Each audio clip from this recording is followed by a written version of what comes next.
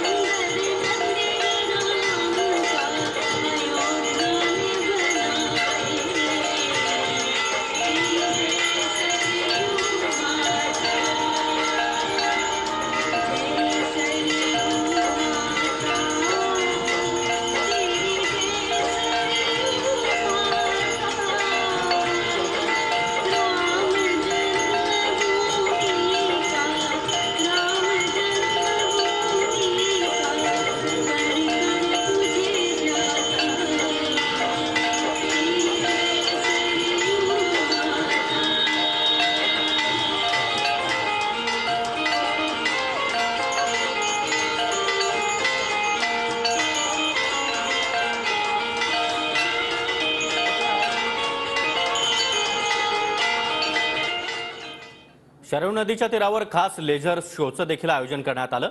हा laser show पाहण्यासाठी देखील आज मोठ्या संख्येने भाविक शरयू नदीच्या घाटावर जमले होते आणि हा लेझर शोनं अयोध्येमध्ये येणाऱ्या प्रत्येक भाविकाचं लक्ष वेधून घेतलं।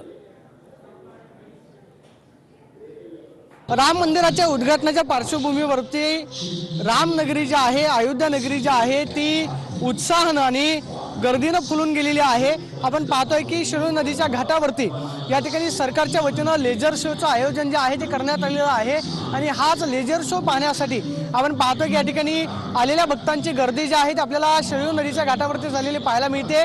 आकर्षक असा लेझर शो इथं येणाऱ्या प्रत्येक भाविकाचं मन आकर्षून घ्यावं अशा पद्धतीची लाइटिंग जी आहे ते आपल्याला पाहायला मिळते। राम सगळ्या अयोध्या नगरीमध्ये 22 तारखेला मंदिराचं उद्घाटन होतंय।